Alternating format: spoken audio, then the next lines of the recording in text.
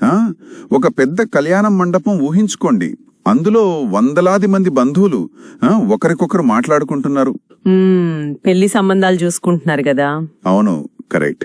కానీ ఆశ్చర్యం ఏంటంటే అక్కడ ఒక్కరు కూడా బస్సు లేదా ఫ్లైట్ టికెట్ బుక్ చేసుకుని రాలేదు. ఓ, అంటే ఎవరి ఇళ్లలో వారు హాయిగా ఉంటూనే. అదే కదా అసలైన ట్విస్ట్. ఇంట్లో కూర్చొని కాఫీ తాగుతూనే పెళ్లి చూపులు చేసేస్తున్నారు. అది కూడా మధ్యలో ₹1 బ్రోకరేజ్ అడిగేవాళ్ళు లేకుండా. వినటానికి నిజంగా ఏదో సైన్స్ ఫిక్షన్ మూవీలో సీన్ లాగా ఉంది, కానీ ఇది అక్షరాల నిజం. ఖచ్చితంగా. మనం రోజు మన ఫోన్లో వాడే టెలిగ్రామ్ యాప్లో జరుగుతున్న రియాలిటీ ఇది. ఈ రోజు మన డీప్ డైవ్ లో ఈ ఆసక్తికరమైన అంశాన్ని వివరంగా డీకోడ్ చేద్దాం. అవును, ఆధునిక సాంకేతికత దశాబ్దాల నాటి మన సాంప్రదాయాలను ఎలా మారుస్తోందో ఈ రోజు మనం చూడబోతున్నాం. మన డిస్కషన్ టాపిక్ ఏంటంటే రెడ్డి మ్యాట్రిమోనీ ఆన్లైన్ వివాహ పరిచయ వేదిక. అసలు ఈ వేదిక ఎలా పనిచేస్తోంది, ఏళ్లుగా పాతుకుపోయిన బ్రోకర్ల వ్యవస్థను ఈ చిన్న టెలిగ్రామ్ గ్రూపు ఎలా షేక్ చేస్తోంది అనేది మనం ఈరోజు మాట్లాడుకుందాం. నిజంగా ఇది చాలా ఇంట్రెస్టింగ్ కేస్ స్టడీ అండి. ఎందుకంటే టెక్నాలజీ అనేది ఎక్కడో సాఫ్ట్వేర్ ఆఫీసులకే పరిమితం కాకుండా మన ఇండ్లలో జరిగే అతి ముఖ్యమైన ఈవెంట్ ని మార్చేస్తోంది. అంతే, మన పెళ్లి చూపుల ప్రాసెస్ ని కదా. అవును, అదే. మనకొచ్చిన సోర్సెస్ ని అనలైజ్ చేస్తే ఒకప్పటి సంక్లిష్టమైన మరియు ఖర్చుతో కూడుకున్న వ్యవస్థ నుంచి మనం ఎంత వేగంగా బయటపడుతున్నామో అర్థమవుతోంది. నిజమే. అసలు మనం జనరల్ గా పెళ్లి చూపులు అనగానే గుర్తొచ్చే మొదటి ముచ్చట ఆ ప్రయాణాలు. ఒక ఊరి నుంచి ఇంకో ఊరికి వెళ్ళాలి, బస్సులు లేదా క్యాబ్స్ బుక్ చేసుకోవాలి, చాలా హడావడి ఉంటుంది. కరెక్ట్. తీరా వెళ్ళాక ఆ అమ్మాయో అబ్బాయో నచ్చకపోతే అదొక ఇబ్బందికరమైన వాతావరణం. వాళ్లేమో బోలెడంత ఖర్చు పెట్టి స్నాక్స్ భోజనాలు పెడతారు. అవును, మనకేమో అయ్యో ఇంత దూరం వచ్చాం కదా, ఇప్పుడు ఎలా రిజెక్ట్ చెయ్యాలి అని ఒక రకమైన మొహమాటం ఫీల్ అవుతాం. అదే కదా. కానీ ఇక్కడ మనకున్న ఇన్ఫర్మేషన్ ప్రకారం చూస్తే వీళ్ళు అసలు ఆ భౌగోళిక సరిహద్దులనేదే లేకుండా చేసేశారు. జియోగ్రాఫికల్ బౌండరీస్ ని బ్రేక్ చేశారు. అవును, వీళ్ళు సంవత్సరానికి మొత్తం 8 సార్లు ఈ ఆన్లైన్ పరిచయ కార్యక్రమాలు పెడుతున్నారు. అంటే ప్రతి 3 నెలలకు ఖచ్చితంగా 2 ఈవెంట్స్ జరుగుతాయన్నమాట. ఇదంతా ఎక్కడ జరుగుతోందంటే Reddy matrimony Telegram public group లో. అవును, ఇక్కడ మనం గమనించాల్సిన ఒక అద్భుతమైన విషయం ఏంటంటే ఆ టెలిగ్రామ్ యాప్ ను వాడే విధానం. ఒకప్పుడు మ్యాట్రిమోనీ అంటే వెబ్సైట్ లో ఒక ప్రొఫైల్ క్రియేట్ చేసి ఎవరో మెసేజ్ చేస్తారని వెయిట్ చేయడం, జస్ట్ చూస్తూ కూర్చోవడం కదా. కరెక్ట్. కానీ ఈ టెలిగ్రామ్ పబ్లిక్ గ్రూప్ లో అలా కాదు, డైరెక్ట్ లైవ్ ఇంటరాక్షన్ ఉంటుంది. ఆన్లైన్ కాల్లో స్క్రీన్ షేర్ చేసి అందులో వధూవరుల బయోడేటా మరియు ఫోటోలు చూపిస్తూ అడ్మిన్లు ప్రతి ప్రొఫైల్ గురించి లైవ్ లోనే వివరిస్తారు. వావ్, ఇది నిజంగా గొప్ప విషయం. ఇది ఎందుకు సక్సెస్ అవుతోందంటే ఇప్పుడు ఇండియాలో ఒక చిన్న పల్లెటూరులో ఉన్న నాన్నగారు, అమెరికాలో జాబ్ చేస్తున్న వాళ్ళ అబ్బాయి, అలానే హైదరాబాద్ లో ఉంటున్న వాళ్ళ మేనమామ, అంటే ఎక్కడున్నా సరే ఫ్యామిలీ అంతా ఒకేసారి ఆ టెలిగ్రామ్ కాల్లో జాయిన్ అవ్వచ్చు అనమాట. ఎగ్జాక్ట్లీ. ప్రపంచంలో ఎక్కడున్నా ఒకే వేదికపైకి రావడం.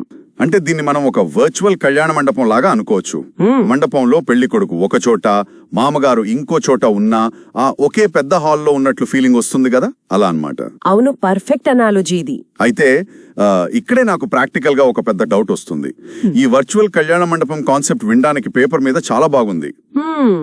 ఏమనిపించింది అంటే అందరూ ఎక్కడ వాళ్ళక్కడ లాగిన్ అయిపోతారు అని చెప్పడం సులభం. కానీ కొంచెం ఆలోచించండి.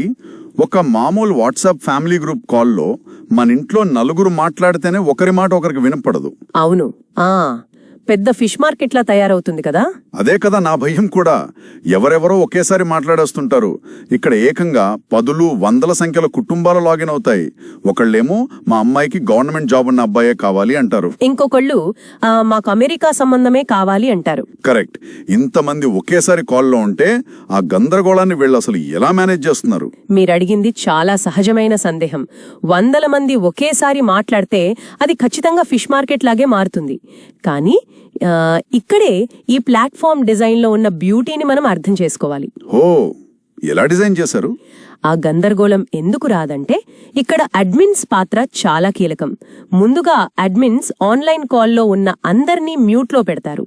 అచ్చా, అందర్నీ మ్యూట్ చేసేస్తారా? అవును, మ్యూట్ చేస్తారు. ఆ తర్వాత స్క్రీన్ మీద ఒక్కో ప్రొఫైల్ చూపిస్తూ వాళ్లే ఆ డీటెయిల్స్ అన్ని ఎక్స్ప్లెయిన్ చేస్తారు. ఆ వింటున్న వాళ్ళలో ఎవరికైనా ఆ ప్రొఫైల్ నచ్చితే వాళ్ళు డిజిటల్ గా హ్యాండ్ రైజ్ చేయడమో లేదా మెసేజ్ చేయడమో చేస్తారు. ఓకే, అంటే నచ్చిన వాళ్ళు మాత్రమే రెస్పాండ్ అవుతారు. కరెక్ట్. అప్పుడు అడ్మిన్లు కేవలం ఆ 2 కుటుంబాలను మాత్రమే అన్మ్యూట్ చేసి వాళ్ళ మధ్య సంభాషణను ఫెసిలిటేట్ చేస్తారు. కాబట్టి అక్కడ ఎవరూ ఒకరి మీద ఒకరు అరుచుకునే ఛాన్స్ ఉండదు. అద్భుతం అండి. అడ్మిన్లు కంట్రోల్ చేస్తారు కాబట్టి గందరగోళం ఉండదు. బాగానే ఉంది. కానీ మనం సైకలాజికల్ గా కొంచెం ఎమోషనల్ యాంగిల్లో ఆలోచిస్తే చెప్పండి. ట్రెడిషనల్ పెళ్లి చూపుల ప్రాసెస్ లో జనరల్ గా ఏమవుతుంది? మొదట ఇరువైపులా ఒక 4 పెద్దవాళ్లు మాత్రమే వెళ్తారు కదా. చూసి వద్దాం, అన్ని నచ్చితే అప్పుడు పిల్లల్ని ఇన్వాల్వ్ చేద్దాం అంటారు. అవును, ఏది ఫైనల్ కాకుండానే అందరికీ చెప్పడం ఇష్టం ఉండదు. పైగా ఆ పెళ్లి కూతురు లేదా పెళ్లి కొడుకు స్థానంలో ఉండి చూస్తే ఒకేసారి 100 మంది అపరిచితులున్న లైవ్ కాల్లో మన బయోడేటాను చదువుతూ మన ఫోటోలు చూపిస్తూ ఉంటే అది కొంచెం ఆక్వర్డ్ గా అనిపించదా? అంటే ఒక రకమైన భయం అంటారు. అవును, సంప్రదాయ పద్ధతిలో అయితే ఒకరింట్లో చాలా ప్రైవేట్ గా గౌరవప్రదంగా కూర్చుని మాట్లాడుకుంటారు కదా. మరి ఆ ఫ్యామిలీ సెన్సిటివిటీని వీళ్ళు ఆన్లైన్ లో ఎలా హ్యాండిల్ చేస్తున్నారు? పరిణితి లేకుండా ఫ్యామిలీ మొత్తం ఒకేసారి ఉండటం డిసిజన్ తీసుకోవడానికి కష్టం చేస్తుందా? ఇక్కడే అసలైన పారాడైమ్ షిఫ్ట్ జరుగుతోంది. మీరన్నట్లు ఒకప్పుడు కేవలం 4 పెద్దవాళ్లు మాత్రమే ఎందుకు వెళ్లేవారంటే అప్పట్లో లాజిస్టిక్స్ కష్టం. అవును, ప్రయాణాలు అంటే మాటలు కాదు. కరెక్ట్, అందరూ ప్రయాణాలు చేయలేరు. కానీ ఆ పాత పద్ధతిలో ఒక పెద్ద ప్రాబ్లం కూడా ఉంది. ఆ 4 పెద్దలు వెళ్లి చూసొచ్చాక వాళ్ళు తిరిగొచ్చాక ఇంట్లో వాళ్ళకేం చెప్పేవారు? అబ్బాయి బాగున్నాడు, ఇల్లు పెద్దది అంటారు. వాళ్లకు నచ్చిన ఫిల్టర్స్ తో చెప్పేవారు. మధ్యలో చాలా ఇన్ఫర్మేషన్ మిస్ అయ్యేది. అక్కడ ఒక రకమైన టెలిఫోన్ గేమ్ ఆడుతున్నట్లుంటుంది. ఓ అవును, మొదటి వ్యక్తి చెప్పింది ఇంట్లో ఉన్న పెళ్లి కూతురికి చేరేసరికి సగానికి సగం మారిపోతుంది కదా. ఎగ్జాక్ట్లీ. కానీ ఈ ఆన్లైన్ వేదికలో ఆ ఫ్యామిలీ సభ్యుల సంఖ్యపై ఎలాంటి పరిమితి లేదు, అందరూ జాయిన్ అవ్వచ్చు. దీనివల్ల ఏమవుతుందంటే ఒక అద్భుతమైన పారదర్శకత వస్తుంది. అంటే ఆయనేదో చెప్పాడు, మేమింకేదో అర్థం చేసుకున్నామని తర్వాత ఫీల్ అయ్యే సీన్ ఉండదన్నమాట. ఖచ్చితంగా ఉండదు. ఫ్యామిలీ మొత్తం ఒకేసారి కాల్లో ఉండటం వల్ల ప్రతి ఒక్కరూ ఒకే ఇన్ఫర్మేషన్ ను డైరెక్ట్ గా వింటారు. సంబంధం నచ్చితే అబ్బాయి లేదా అమ్మాయి తల్లిదండ్రులు స్వయంగా అవతలి వాళ్లతో మాట్లాడుతుంటే ఆ వాళ్ల వాయిస్ టోన్ ఏంటి, వాళ్ల యాటిట్యూడ్ ఎలా ఉంది అనేది డైరెక్ట్ గా తెలిసిపోతాయి. నిజమే, ఇది చాలా ప్రాక్టికల్. ఇక యాక్వర్డ్ గా ఫీల్ అవ్వడం అంటారా? ఇక్కడ ఆన్లైన్ లో కనెక్ట్ అయ్యే వందలాది మంది కూడా అదే పని మీద అదే మైండ్ సెట్ తో వచ్చిన వాళ్లే. కాబట్టి దీన్ని ఎవరూ యాక్వర్డ్ గా చూడరు. ఇదొక ఎఫెక్టివ్ ఫిల్టరింగ్ ప్రాసెస్ లాగానే చూస్తున్నారు.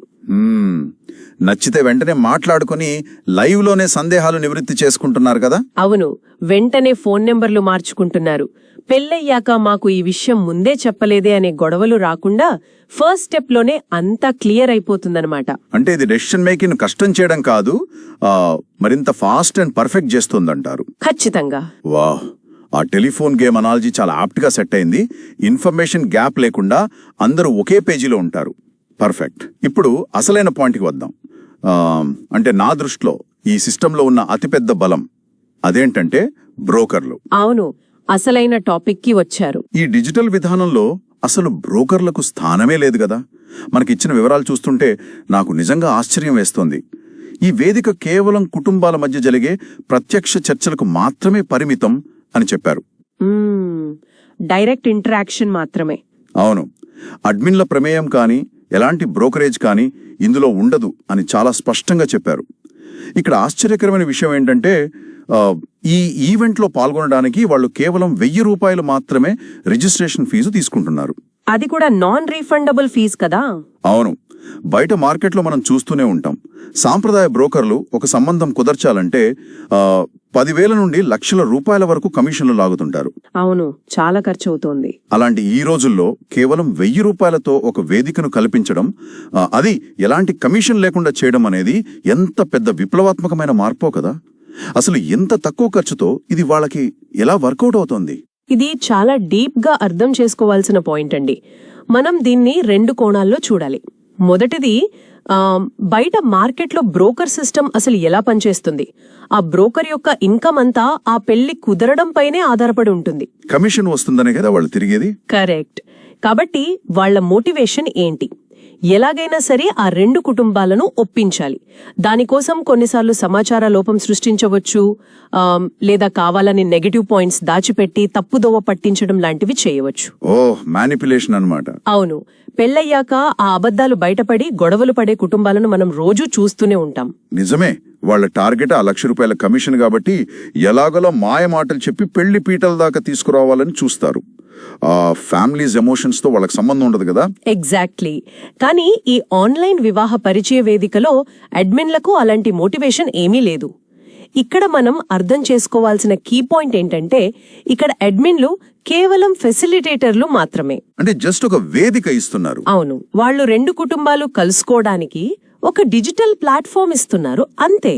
సంబంధం కుదిరితే వాళ్లకొచ్చే ఎక్స్ట్రా లాభమేమీ లేదు, ఆ కమిషన్ అనే ఆశ లేదు. కాబట్టి వాళ్ళు ఏ ప్రొఫైల్ని ఎక్కువ చేసి చెప్పాల్సిన అవసరం లేదు, దేన్ని దాచాల్సిన అవసరం లేదు. ఉన్నది ఉన్నట్లు పారదర్శకంగా స్క్రీన్ మీద చూపిస్తారంతే. కరెక్ట్. ఆ ఫ్యామిలీతోనే డైరెక్ట్ గా మాట్లాడిస్తారు. దీనివల్ల ఆర్థిక దోపిడీ పూర్తిగా అరికట్టబడింది. ఇక ₹1,000 ఫీజు విషయానికొస్తే, ఇది వాళ్ళు ఈవెంట్ ఆర్గనైజ్ చేయడానికి అయ్యే కనీస ఖర్చుల కోసమే. ఓకే, టెక్నికల్ సపోర్ట్ కోసం అన్నమాట. అవును, కానీ సైకలాజికల్ గా ఆ ₹1,000 అనేది ఒక ముఖ్యమైన ఫిల్టర్ లా పనిచేస్తుంది. సైకలాజికల్ ఫిల్టర్ అంటే అసలు ఫ్రీగా కూడా పెట్టచ్చు కదా, టెలిగ్రామ్ గ్రూపే కదా, ఎందుకు ఈ ఫీజు? ఎందుకంటే అంత ఫ్రీ అనేస్తే ఏమవుతుంది, ఎవరంటే వాళ్ళు ఎలాంటి సీరియస్నెస్ లేని వాళ్ళు ఏదో టైం పాస్ కోసం వచ్చి గ్రూప్ లో కూర్చుంటారు. అరే నిజమే, అనవసరమైన క్రౌడ్ వస్తోంది. అదే, ఒక ₹1,000 ఫీజు అనగానే కేవలం నిజంగా సీరియస్ గా పిల్లలకు సంబంధాలు వెతుకుతున్న ఫ్యామిలీస్ మాత్రమే రిజిస్టర్ చేసుకుంటారు. ఆ నామమాత్రపు అమౌంట్ అనేది వాళ్ల కమిట్మెంట్ ని చూపిస్తుంది. Correct point. ఈ బ్రోకరేజ్ లేని డైరెక్ట్ ఇంటరాక్షన్ వల్లే కుటుంబాలు ఎలాంటి మానసిక ఒత్తిడి లేకుండా కేవలం తమకు సరైన సంబంధం దొరికిందా లేదా అనే దానిపైనే ఫోకస్ చేయగలుగుతున్నాయి. వావ్, ఇది నిజంగా బ్రిలియంట్. సంబంధం కుదిరితే ఎంత ఇవ్వాలి అనే కండిషన్స్ లేకపోవడం అనేది ఇరు కుటుంబాలకు చాలా పెద్ద ఊరట కదా. ఖచ్చితంగా. కానీ ఇక్కడ నా బుర్రలో ఇంకో వార్నింగ్ బెల్ గట్టిగా మోగుతుంది. మనం టెక్నాలజీ అన్నాం, 100 మంది జనాలు ఒకే టెలిగ్రామ్ కాల్లో లాగిన్ అయి ఉంటారన్నాం. ఆటోమేటిక్ గా వచ్చే అతిపెద్ద భయం ప్రైవసీ, భద్రత. ఖచ్చితంగా ఇది అందరికీ వచ్చే ఆలోచనే. అవును, ఇప్పుడు మనం మన సోషల్ మీడియాలో మన ఓన్ ఫోటో ఒకటి పోస్ట్ చేయాలంటేనే 10 సార్లు ఆలోచిస్తాం, ఎవరైనా మిస్యూజ్ చేస్తారేమో అని. ఇవన్నీ ఒక పబ్లిక్ గ్రూప్ కాల్లో చూపించడం అంటే అది చాలా రిస్క్ తో కూడుకున్న పని కదా. అవును, రిస్క్ లాగే అనిపిస్తోంది వినడానికి. ఆ లైవ్ కాల్లో ఎవరైనా ఆ ఫోటోలను స్క్రీన్ షాట్ తీసుకుని వేరే వాళ్ళకి ఫార్వర్డ్ చేస్తే, దుర్వినియోగం చేస్తే పరిస్థితి ఏంటి? పాత పద్ధతిలో అయితే మనం బయోడేటాతో పాటు ఒక ప్రింట్అవుట్ ఫోటో తీసుకెళ్లి వాళ్ళ చేతిలో పెడతాం, కుదరకపోతే తిరిగి ఇచ్చేయమంటాం కదా. అవును, లేదా చించేయమంటాం. కానీ ఈ డిజిటల్ వరల్డ్ లో ఒకసారి డేటా ఇంటర్నెట్ లోకి వెళ్ళిందంటే దాన్ని కంట్రోల్ చేయడం ఎవరి తరం కాదు. ఈ ప్రైవసీ భయాన్ని వాళ్ళు ఎలా డీల్ చేస్తున్నారు? ఇది చాలా చాలా కీలకమైన పాయింట్. సాంప్రదాయ కుటుంబాలు డిజిటల్ ప్లాట్ఫామ్ల వైపు రావడానికి భయపడే ప్రధాన కారణం ఇదే కదా. అవును, తమ ఫోటోలు ఎక్కడెక్కడో ఫార్వర్డ్ అవుతాయో అన్న భయం. ప్రతి తల్లిదండ్రులకు ఆ భయం ఉంటుంది. కానీ ఈ ఆన్లైన్ వేదిక ఆ భయాన్ని చాలా బాధ్యతాయుతంగా ఎదుర్కొంది. మన సోర్సెస్ ని గమనిస్తే వాళ్ల ప్రైవసీ పాలసీ గురించి కఠినమైన నియమాలున్నాయి. ఏంటా రూల్స్? ఈవెంట్ జరుగుతున్న సమయంలో ప్రదర్శించిన వధూవరుల ఫోటోలను ఎవరికీ పర్సనల్ గా సెండ్ చెయ్యరు. ఆ ఫోటోలు కేవలం ఆన్లైన్ ప్రెజెంటేషన్ కోసం, అంటే లైవ్ కాల్లో స్క్రీన్ షేర్ చేసినప్పుడు చూడటానికి మాత్రమే వాడబడతాయి. అరే, ఇది భలే ఉందే. అంటే మనం వాట్సాప్, ఇన్స్టాగ్రామ్ లో వాడే వ్యూ వన్స్ ఫీచర్ లాగా అన్నమాట. అవును, ఆ వ్యూ వన్స్ పోలిక ఇక్కడ పర్ఫెక్ట్ గా సరిపోతుంది. అవసరమైనప్పుడు మాత్రం స్క్రీన్ మీద చూపిస్తారు, అంతే. అంటే ఇందాక మనం మాట్లాడుకున్న ఆ వర్చువల్ కళ్యాణ మండపానికి ఇదొక డిజిటల్ బౌన్సర్ లాంటిది అనుకోవచ్చా? డిజిటల్ బౌన్సర్, భలే చెప్పారు. లోపలికి రానిస్తారు, చూపిస్తారు, గానీ ఫోటో పట్టుకుని బయటికి వెళ్ళనివ్వరు. ఎగ్జాక్ట్లీ. ఇంకో ముఖ్యమైన విషయం ఏంటంటే, ఈవెంట్ ముగిసిన తర్వాత కాల్లో పాల్గొనలేని వాళ్ల రిఫరెన్స్ కోసం ప్రొఫైల్స్ ని గ్రూప్ లో పోస్ట్ చేస్తారు కదా. అవును, అప్పుడు ఫోటోలు పెడతారా? లేదు, అప్పుడు కేవలం టెక్స్ట్ రూపంలో మాత్రమే డీటెయిల్స్ ఇస్తారు, ఫోటోలు అటాచ్ చేయరు. జస్ట్ వాళ్ల క్వాలిఫికేషన్, జాబ్, ఊరు లాంటి బేసిక్ ఇన్ఫర్మేషన్ మాత్రమే ఉంటుంది. అబ్బా, అంటే ఫోటో ఎవరి ఫోన్ గ్యాలరీలోనూ సేవ్ అవ్వదన్నమాట. కరెక్ట్. ఇది వాళ్ల ప్రైవసీ పాలసీ ఎంత పకడ్బందీగా ఉందో తెలియజేస్తోంది. టెక్నాలజీని వాడుకోవడం గొప్ప కాదు, దాన్ని యూజర్ల భద్రతకు ఏమాత్రం ముప్పు లేకుండా ఎంత స్మార్ట్గా వాడుతున్నారనడానికి ఇదొక బెస్ట్ ఎగ్జాంపుల్. నిజమే, ఆ సేఫ్టీ ఫీచర్స్ వల్లే మరింత మంది ధైర్యంగా వస్తున్నారు. అవును, తమ పిల్లలకు సంబంధాలు వెతకడానికి ఈ ప్లాట్ఫామ్ మీద నమ్మకం ఉంచుతున్నారు. సూపర్ అండి. టెక్నాలజీ, సేఫ్టీ, ఎకనామిక్స్ అన్నీ ఎలా ఇంటర్ కనెక్ట్ అయ్యాయో చాలా బాగా అర్థమైంది. సరే, ఇప్పుడు మనం ఈ టాపిక్ ని ఒకసారి మొత్తం పిక్చర్లో చూద్దాం. ఓవరాల్ గా చూస్తే అవును, మనం ఇందాక నుంచి మాట్లాడుకున్న విషయాలను బట్టి నాకు అర్థమైంది ఏంటంటే, ఈ ఆన్లైన్ వివాహ పరిచయ వేదిక కేవలం ఒక యాప్ వాడకం గురించి మాత్రమే కాదు, ఇదొక సిస్టమ్ రీసెట్. ఖచ్చితంగా ఒక పెద్ద మార్పిది. ఎక్కడ నుంచైనా కనెక్ట్ అయ్యే వెసులుబాటు, కేవలం 1000 రూపాయల ఫీజు, ఎలాంటి బ్రోకర్ల ప్రమేయం లేకుండా నేరుగా కుటుంబాలే మాట్లాడుకునే పారదర్శకత, ఇవన్నీ ఒక అద్భుతమైన మార్పును తీసుకొచ్చాయి. అంతేకాకుండా ఎవరి గోప్యతకు భంగం కలగకుండా ఆ వ్యూ వన్స్ లాంటి స్మార్ట్ రూల్స్ తో సేఫ్టీ కూడా ఇచ్చారు. అవును, నిజంగా ఇదొక సమగ్రమైన కానీ చాలా సైలెంట్ గా జరుగుతున్న విప్లవం అనొచ్చు కదా. అవును, డబ్బు ఆదావడం ఒకెత్తైతే ఏ మాయమాటలకు తావు లేకుండా, మధ్యలో ఇన్ఫర్మేషన్ గ్యాప్ లేకుండా 2 కుటుంబాలు డైరెక్ట్ గా కనెక్ట్ అవ్వడం అనేది ఈ వేదిక సాధించిన అతిపెద్ద విజయం. భౌగోళిక దూరాలను చెరిపేస్తూ సాంప్రదాయ వివాహ వ్యవస్థకు ఇదొక ఆధునిక సురక్షితమైన డిజిటల్ టచ్ ఇచ్చింది. అందులో ఎలాంటి సందేహం లేదు. ఖచ్చితంగా ఇలాంటి ఆన్లైన్ పరిచయ వేదికలు ఈ జనరేషన్ ఫ్యామిలీస్ కి ఒక పర్ఫెక్ట్ మ్యాచ్ లాగా సెట్ అయిపోయాయి. ఈ రోజు డిస్కషన్ నాకైతే చాలా ఇన్సైట్ఫుల్ గా అనిపించింది. అవును, చాలా మంచి information. Thanks to our sources for this great information. Final గా ఈ వేదికల సక్సెస్ చూస్తుంటే నా బుర్రలో ఒక ఇంట్రెస్టింగ్, కొంచెం ఆలోచింపజేసే ప్రశ్న మెదులుతోంది. ఏంటా ప్రశ్న? టెక్నాలజీ కేవలం ఇలా కుటుంబాల మధ్య పరిచయాలను సులభతరం చేసి ఊరుకుంటుందా, లేక భవిష్యత్తులో దశాబ్దాల తరబడి మన ఇండియన్ మ్యారేజ్ సిస్టంలో వేళ్లు నొక్కుపోయిన ఈ బ్రోకర్ల వ్యవస్థను పూర్తిగా శాశ్వతంగా సమాజం నుండి కనుమరుగయ్యేలా చేయబోతోందా? ఈ డిజిటల్ వర్చువల్ కళ్యాణ మండపాలు మున్ముందు ఇంకెన్ని మార్పులకు దారితీస్తాయో వేచి చూడాల్సిందే. నిజంగా ఆలోచించాల్సిన విషయమే ఇది. ఈ ఆలోచనతో ఈనాటి మన డీప్ డైవ్ ని ముగిద్దాం. మరో సరికొత్త ఆసక్తికరమైన అంశంతో మళ్ళీ కలుద్దాం.